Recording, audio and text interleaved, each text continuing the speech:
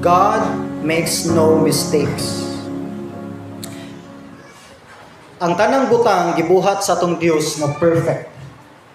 Ang account sa Genesis chapter 1 sa days of creation, sa diyang gihimo sa Dios ang tanang butang ug sa ika-7th day nipahulay siya ug niingon siya, and God saw that it was good.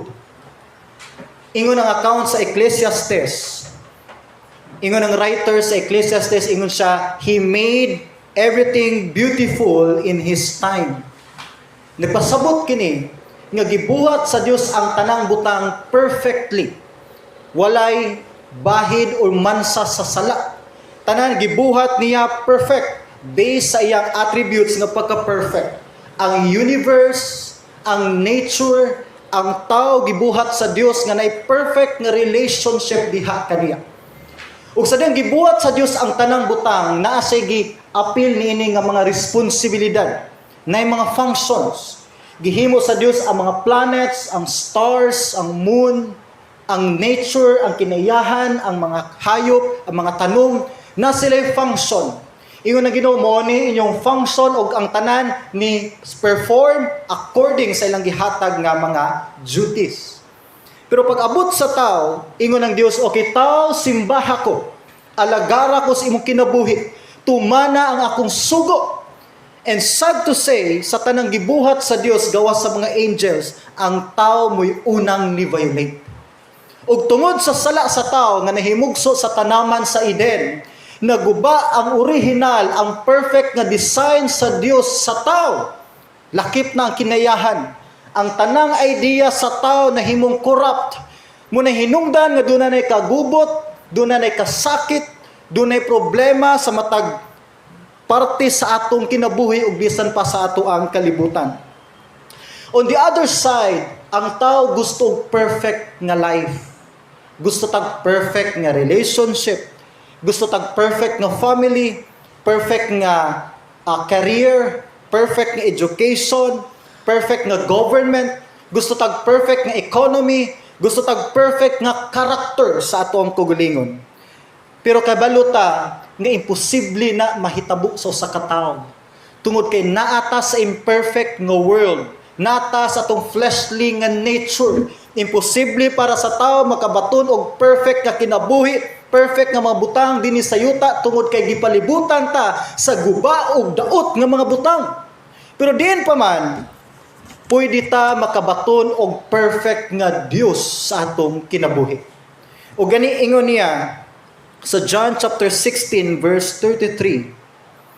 Ingon ang Ginoo, "These things I have spoken to you, that in me you may have peace. In the world you will have" what? "Tribulation. But be of good cheer, I have overcome the world." Ang kinabuhi sa usa ka Kristohanon gipalibutan gid nig mga choices. Every day nagahimo tag desisyon. Ang atong kinabuhi ginatamnan natong choices. Years from now aniho na to ang liso sa atong mga desisyon 5 years ago. Pero ang pinakadako, pinaka-the best sukad nga desisyon sa tao nga gibuhat siyang kinabuhi sa time nga iyang gidawat ang Ginoong Hesus sa iyang kasing-kasing, isip iyang personal nga manluluwas. Ug ang ikaduha niyang gibuhat nga pinakadako nga desisyon sa diyang i-decide siya sa pagtugyan sa iyahang kinabuhi diha sa Ginoo. Pwede ka mo dawat sa Ginoo nga imong kinabuhi worldly. Pwede ka magkinabuhi mo sa ka-Christian pero worldly imong description. Ingon ni Paul, that is the life of being a carnal person. Spiritually saved pero spiritually immature. Kinahanglan ta mo grow spiritually. O gingon ang verse kay ganiha, kung gusto kag kalinaw sa imong kinabuhi, kalinaw sa imong pamilya, kalinaw sa imong panginabuhi diha para sa pagbuhi sa imong kaugalingon, magpabilin ka diha ni Kristo. Pero kung gusto ka guba nga kinabuhi, gubot, pabilin diha sa kalibutan. Ang kanta ganina nag-ingon nga may kalinaw ng hingpit, ni aning dughan ko. Kalinaw nga dili mahatag sa kalibutan. Yes, ang kinabuhing Kristohanon wala nagsaad si Christ og usa ka perfect nga life. Ayaw ka discourage kung na kay mga imperfections. Normal na sa ka Christian.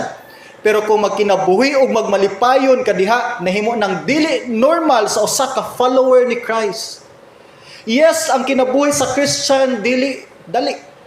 Gani wala sa nagsaad og usa ka easy, comfortable nga kinabuhi. Nag-remind gani si Christ kang kinabuhi sa pagsunod niya puno sa mga kalisdanan, puno sa mga hagit.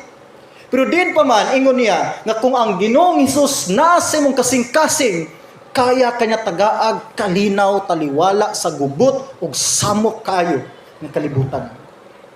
Now, God is perfect. Ang usa ka follower ni Christ, dili lang enough nga mo claim ka nga usa ka Christian, nakadawat ka ni Christ and then that's enough. Kinahanglan ka mo follow ni Christ. Kinahanglan nimo iluhon ang Dios sa mong kinabuhi. In fact, common nga mga failure sa mga Christians the moment nga dili nimo masabtan ang diling sa Ginoo sa imong kinabuhi. Tungod kay pwede ka mahimong anak sa Dios nga wa ka totally kailagid niya. Pero dapat nimo siyang iluhon. Tungod kay usa sa ka Dios nga perfect, meaning to say never siya makahimog mistake sa imong kinabuhi. Pero common sa mga Christians, common sa mga Kristohanon, sa mga follower ni Christ, especially na itong faithful diha sa church, dali kita maka-question. Asa na ang saad sa Ginoo? Asa na ang iyahang mga promises nga kung ako mahutdan siya mo provide? And then to the point nga usay mo question ta, wala ba ka ang Dios nasipyat sa akong kinabuhi? Higala igsuon, tanang nahitabo sa imong kinabuhi in line sa iyahang plano. Ug dili lang sa earthly nga plan, gani part na sa divine nga plan puhon ngadto sa eternity. So una sa tanan atong hinumduman, God makes no mistakes even in your greatest defeats.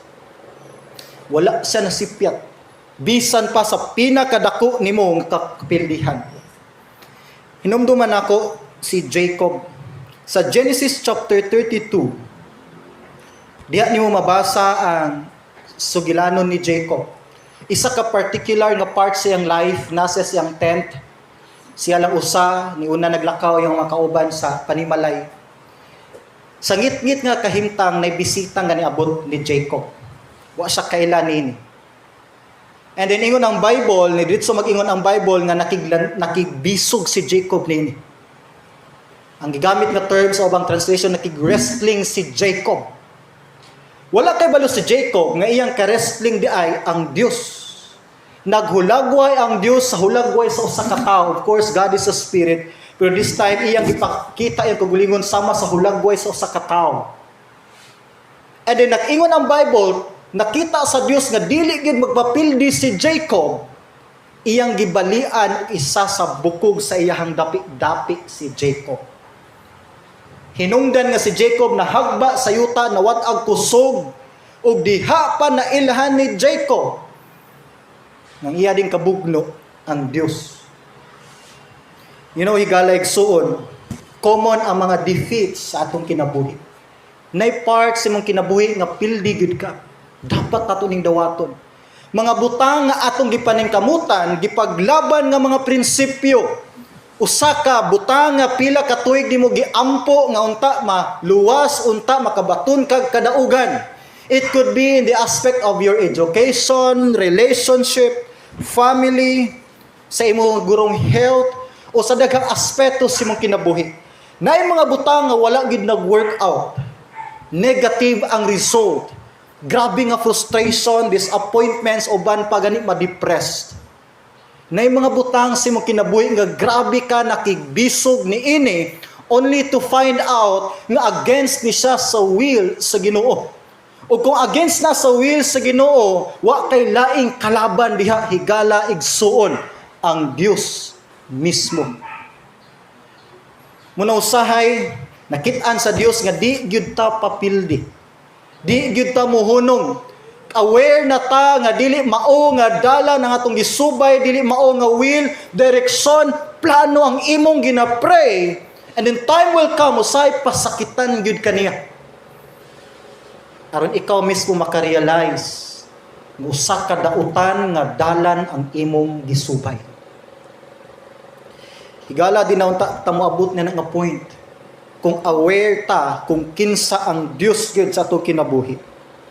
Now, nihinumdum ko sa kahimtang sa Israel. For hundreds of years na slave sila sa Egypt. Nahimo silang piniriso, sulugoon, nahimo silang utos-utusan. And here comes Moses, gipadala sa Ginoo ang iyang mission, i-lead ang Israel gikan sa Egypt padulong sa promised land dito sa Canaan. Pagsulod ni Moses, pag-atubang niya sa king sa Egypt, sa Pharaoh, ingon si Moses, gipadala ko sa akong Dios. Ug ingon akong Dios, pagawsa ang akong katawhan aron makasimba sila nako didto sa kamingawan. And the second time natubang na pod si Moses kang Pharaoh, ingon ang akong Dios, pagawsa ang akong katawhan aron makapangalagad sila nako didto sa kamingawan. Take note sa word, makasimba ug makapangalagad. Dili sila ka-serve sa yuta sa Ehipto. Kinapuno ni sa hugaw kaayo nga binuhatan. Ang Ginoo nagpreserve og usa ka lugar para nila nga didto sila makapangalagad lang sa Dios. Munang lahi ang pagsimba sa balay, lahi ang pagsimba sa online, lahi ang pagsimba sa tigumanan gyud sa atong Dios. Sa time ni si Moses sa Ginoo, ingon ng Ginoo, tangtanga imong sandalyas Moses. Kay usanay kabalaan nga dapit. Every time makigmeet ang Dios sa iyang katawhan, nahimo ng balaan nga dapit. Regardless sa atong status, regardless sa kanindot sa painting o kawabay atop, before ang mga disciples nagtigom lang ilawom sa kahoy. Pero gibalaan na nga dapit tungod kay ang Dios nakihinagbuk sa iyahang katawhan. So si Moses adto didto, ingon si Pharaoh, no! Dili na ko pagawson. Imagine mo maguba ang industriya, ang ekonomiya sa Ehipto kung pagawson niya ang pila ka libo ka mga slaves. So wala, nagpagahi si Pharaoh. Wala na sayod si Pharaoh nga iyang kalaban dili si Moses. Dili ang katawhan sa Israel, kundi mismo ang Dios nga girepresent ni Moses. Diin man nahitabo ang 10 plagues. Napulo kahampak sa Dios sa yuta sa Ehipto. Nahimong red ang Nile River, nga nahimong main source sa ilahang panginabuhi, livelihood. Ang nagbuhi sa entire yuta sa Ehipto ang Nile River ni agi sa ilang taliwala. Naguba ilang ekonomiya, ilang industriya, pila ka panginabuhi, pamilya, nawad-ag pagkaon, nangamatay ang mga kahayupan, nangamatay ang mga firstborn son. Abi nimo sa atong kinabuhi, nay mga panahon nga gustong kuhaon sa Ginoo sa imong kagalingon. Nay mga butang nga gusto sa Ginoo kuhaon gikan sa imong attitude, sa imong character, sa imong plano, sa imong direction, everything nga nakababag sa imong pagpangalagad sa Dios. And the more ka mo say no, the more nimo napugan, the more nimo ma-feel ang pain. Kay wala ka nakigbatok sa usa ka tawo o pwersa lang sa imong instinct, usa ka Dios ang imong batukan.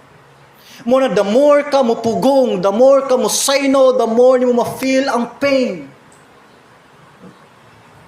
Wa ay nakig-away sa Ginoo bisan ang mga angels nga nagmadaugon.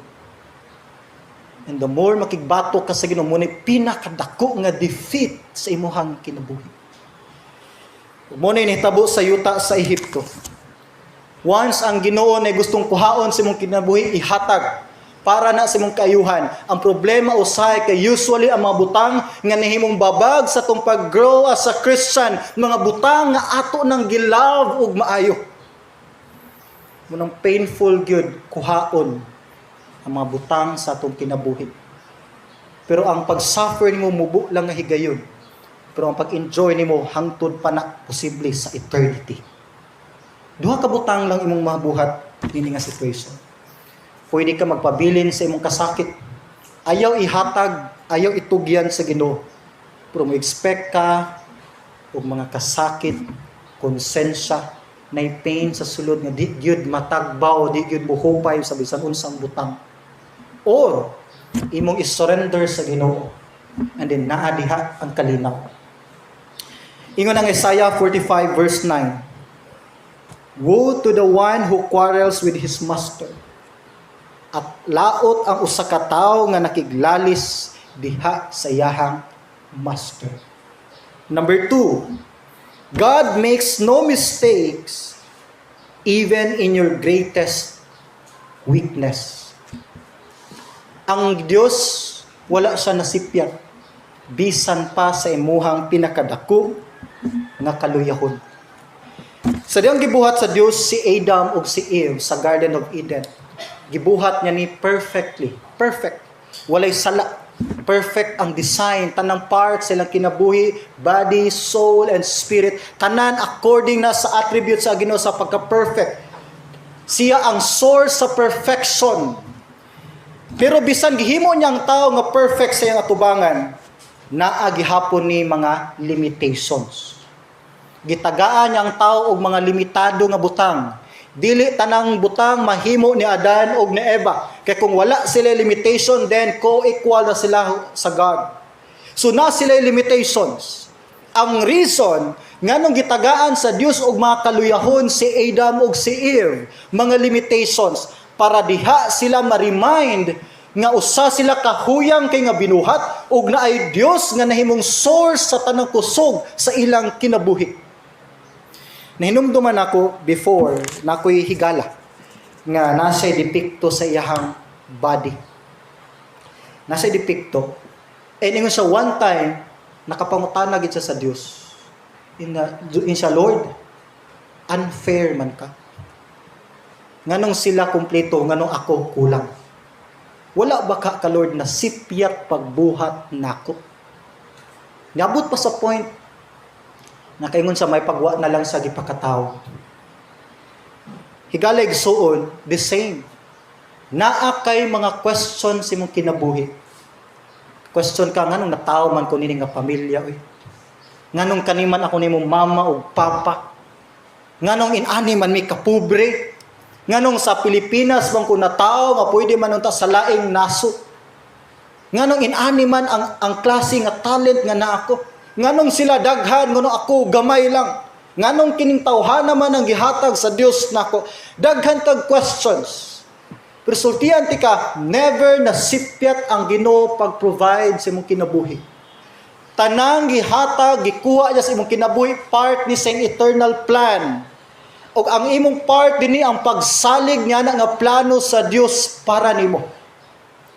Before, way back mga pila ka years sa Davao City, nami jail ministry. Every Thursday o Friday, nagabisita mi sa Davao City Jail. Dako kina nga prisuhan.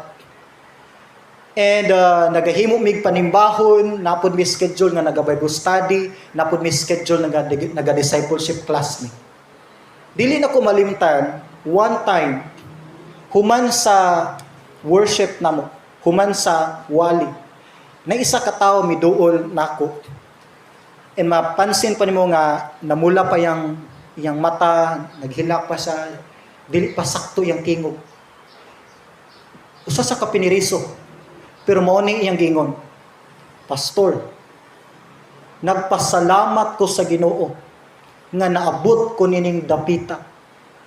Kay kung wala ko dinhi gidala sa Ginoo, posible nga dili ko makadawat niya sa akong kinabuhi.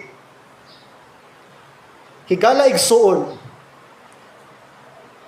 gitagaan ka sa Ginoo mga kaluyahon, isa sa mga purposes kay pinaagi niya na diha ka dali madakpan sa Ginoo.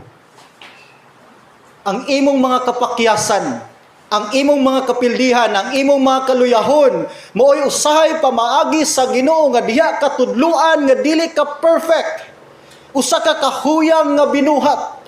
Usa ka katawo nga dako kay kapakyasan once mo palayo ka sa imong Dios. Ug once na nanaka nga point sa imong kinabuhi, dali usahay nimo ang paghinulsol ug pagpaubos sa imong kaugalingon. Munang daghan ang mga tao kasagaran nga mga Christians nagsugod ang tinud-anay nga kapag-uhan sila kinabuhi sa panahon nga sila gihutdan sa Ginoo. Gitagaag balatian, gikan sa disgrasya, gikan sa dako kayo nga kagubot sa kinabuhi. Usually diha mag-start ang transformation. Kay hangtod nga dili niyo ma-realize unsa ka kahuyang, ka-weak, limitado at tubangan sa dako nimo nga Dios, dili gid ka mo paubos. Kaduha ko na disgrasya sa motor. Unang disgrasya, lingo lang. Pwede rin eh. Pag ikaduhang disgrasya, nagsuon. Dito ko ningon, Lord, tinuod gid di ay ka. And usually diha ang mga turning points sa atong kinabuhi. Muna isa sa mga purposes nganong naay mga weaknesses sa atong kaulingon kay diha ka dali puniton og balik sa Ginoo, igibalik sa iyahang kabubuton. Naitulo ka major nga purposes ang atong weakness. Number 1, to humble down yourself. Kung wa kay kaluyahon, taas kag pride. Kung wa kay kaluyahon, naa nimo tanang butang, ikaw na pinakataas og garbo nga tawo. Pero tan-awa ang mga tao nga gihutdan sa Ginoo, maoy pinakaubos. Kinsang una naka-experience sa mga miracle sa tong Ginoo before sa gi-crucify sa cross? Ang buta, ang leper, ang 12 years nagsakit sa bleeding, ang mga magkililimos. Kinsang unang mga ni-reject ni Christ? Ang mga tag-as o mga kahimtang sa kinabuhi. Muna ingon ng Bible, pride goeth before destruction. Munang imong kaluyahon, nagtudlo ninimo sa pagpaubos. The second thing is, the more nyo ma-realize na wa kay kapaghambog, the more nyo makita ang imong mga kapakyasan. And the more nyo makita imong mga kapakyasan, dali ka muhinulsol sa imong mga sala. And once maghinulsol ka sa imong mga sala, once naana ka sa pinakaubos nga level sa imong kinabuhi, dali nimo makita ang grasya sa Dios. And once makita nimo ang kaanyag, ang beauty, ang nature sa grasya sa Dios, the more nimo ma-realize nga nagkinahanglan kaniining butanga. Abi nimo, tanang tao nga mi-surrender ni Christ, tanang tao gikan sa Old Testament ni surrender sa Dios, na ay humble nga kasing-kasing. Walay tao sukad nga mitugyan sa Dios umisunod ni Christ nga bitbit ang dako nga garbo sa kasing-kasing. One time na ini attempt. Gitawag sa Bible og the rich young ruler. Batan-on, dato, usa ka naay posisyon nga tao. Ingon siya, Lord, unsay buhaton ako makadawat og eternal life? Ingon si Christ, well, buhata ang sugo. Ingon din siya, Ginoo, sukad sa kong pagkabata, gituman nako ang sugo ni Moses. Although isa na ka-trap na question ni Christ. In fact, walay tao maka-perfect sa law. Diha pa lang daan, nakita ni Christ nga nakasala ng hambugiro ng tawhana. So, ningon si Christ sa last question, okay, ibaligya ang tanan nimong kabtangan. Ihatag sa mga kabus. Yung ng Bible, gikan ni anak, wala na ni sunod ang maong dato nga batan-on. So, tiyanti ka, dako og impact ang pagbalibad ni Christ. Ingon ng Bible, gikan ni anak ni uli ang taong dato, ang batan-on nga dato nga naay kasubo kaayo sa iyang kasing-kasing. Yes, ang pagsunod ni Christ, usa ka dako kay nga desisyon. Dako kinig impact sa imong kinabuhi, mubag-o nig kinabuhi, mubag-o nig pamilya, mubag-og direksyon, mubag-o nig destiny sa imuhang eternity. Pero mas pinakadako nig impact sa usa ka tawo nga mi-reject ni Christ. Gani ang reason sa tanang kagubot, tanang kahawang sa kasing-kasing sa tao karon sa atong palibot, usa ni kapag pahinumdom, pagpatimaan nga ang tao mi-reject ni Christ. Ang tao nangitag kalinaw pero ilang gi-reject ang source sa kalinaw. Muni hinungdan nga dunay kagubot, kasakit, kaguol, patay, kawadon sa atong kalibutan. Isa ni karealidad nga ang kalibutan, majority mi-reject sa atong Ginoo. And you know what? Ang blind man nga si Bartimeus, makililimos lang. Wala siya ikapanghambog. Dali miduol ni Christ. ang 12 ka tuig nga nagdugo nga babay wa say kapanghambog siyang kagulingon, nagpakalimos siya atubangan ni Kristo, makadawat lang sa panalangin. Ang kawatan sa cross, nagpakilimos siya atubangan sa Ginoo. Ginoo, in taon umuadto ka sa paraiso, hinumdumi in taon ako. Sultihan ti ka ang tinuod nga pag-surrender, ang tinuod nga pagtugyan sa kinabuhi. Mahitabo lang, once imong ma-realize nga atubangan sa Dios, sama ka sa usa ka mang kililimos, walay bisan imo, bisan gamay. Ug ang reason nga nung taphaw ang atong pag-surrender sa Ginoo, tud kay one half of our lives lang atong gihatag diya. Tud kay natay something nga gikuptan nga para nato other source of our strength. Hangtod nga di niyo ma-realize nga wa kay imo, abog lang ta nga nabuhi tungod sa grasya sa Dios. Hangtod nga di nimo na ma-realize, dili gyud ka totally katugyan sa imong kinabuhi diha sa Ginoo. Ang reason nga nung lisod itawag sa Ginoo kay nagtuo ka nga mas lig-on pa ka kay niya. Ang reason nga nung usahay baliwalaon nang nato ang tawag sa Ginoo sa imong kinabuhi tud kay nagtuo ka nga mas importante ka kaysa niya. Yes, wa nato nagiingon directly, pero indirectly ang atong action, ang atong response nagpakita ni ana nga mga tubag.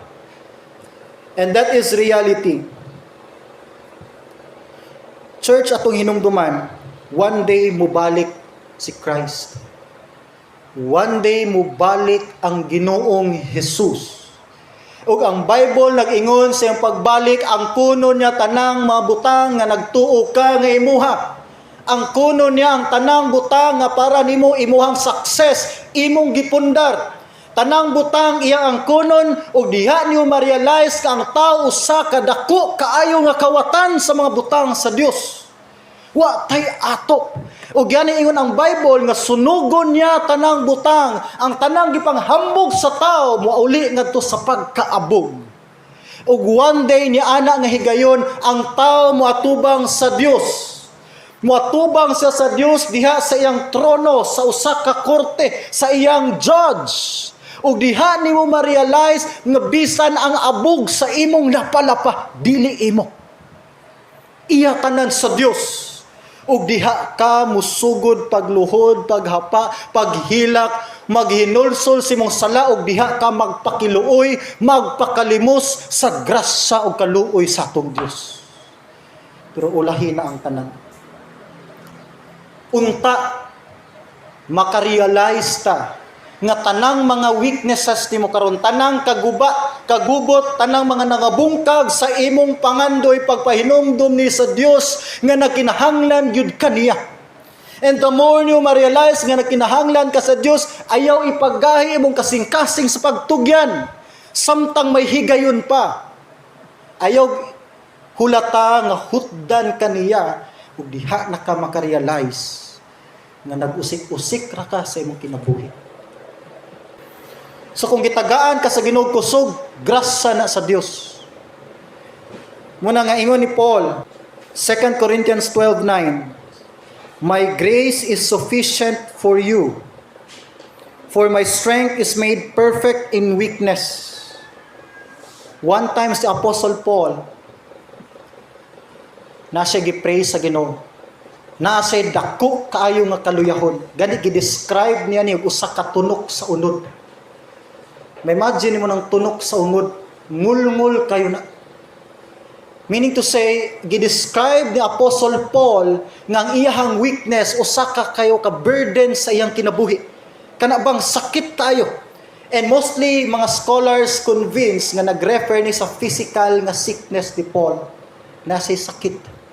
Posible sakit sa iyang mata or part sa iyang body. Mo ni weakness ni Paul. Ingon sa Lord, gusto pa ko mga lagad nimo sa dagko nga mga butang. Kuhaa lang ning tunok sa akong unod. Well, usa ka Dios nga wa na to gi-expect ang ni-respond ni Paul. Tungod kay nagtuo ta kasagaran nga kung ang Dios or kung faithful lang ka sa Dios, dili siya mo answer og no sa iyong mga prayers. Pero for the first time, naingon sa kang Apostle Paul, no. My grace is sufficient for thee. Igo na Paul ang akong grasya nga nagbuhi nimo. Unsang grasya nga gihatag nako nimo para makaserve ka nako, nalipay nako nini. Ug ingon siya, kaysa imong mga kaluyahon, Apostle Paul, diha na himong lig-on ang kusog sa Dios. Higala igsuon, tinuod. Sa panahon sa iyong mga kaluyahon, diha ka perte makatsabaw o makaampo sa Dios. Tinuod dili.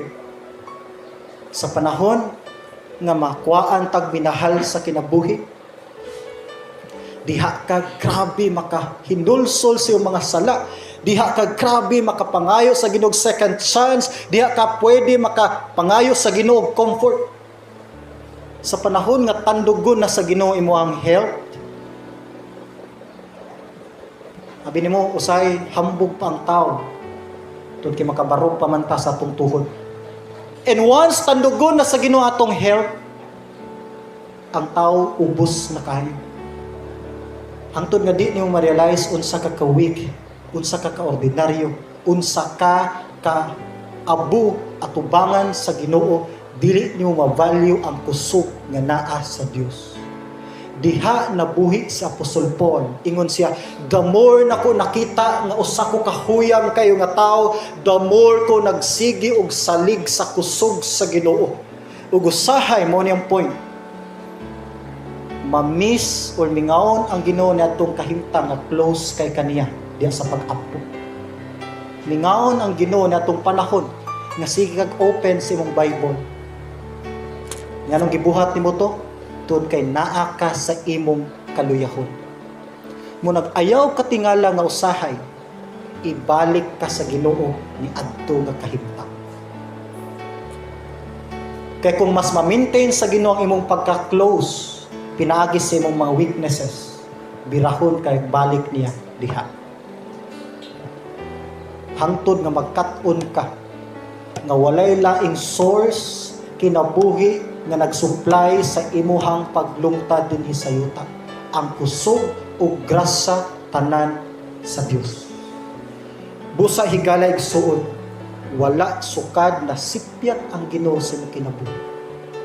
Gani taliwala sa imong mga kasipyatan, kapakyasan diha niya, nagpabilin siyang faithful sa imuhang kinabuhi. Manindong ta palihog, mag-ampo ta before ta mokanta sa atong closing song. Ginoo sa makausa, kami nagpaubos sa mong kaugalingon, among gidawat ug among nasaksihan unsa mi kahuyang sa mga tubangan, unsa mi ka unfaithful Ginoo compared sa imong mga faithfulness sa mong kinabuhi. Pasayloa mi Lord kung sa daghang higayon namo gi-question ang imong plano para kanamo. Pasayloa mi Ginoo nga sa daghang panahon Lord kami ni sibog, ni atras, ni talaw Ginoo sa mga commitment diha nimo. Bisan pa Lord, salamat sa among mga kapakyasan. Salamat sa among mga kaluyahon. Salamat sa mga higayon nga imo ming gipasakitan. Tungod kay ni ana nga kahimtang Ginoo, nakahinumdum ming pagbalik diha nimo.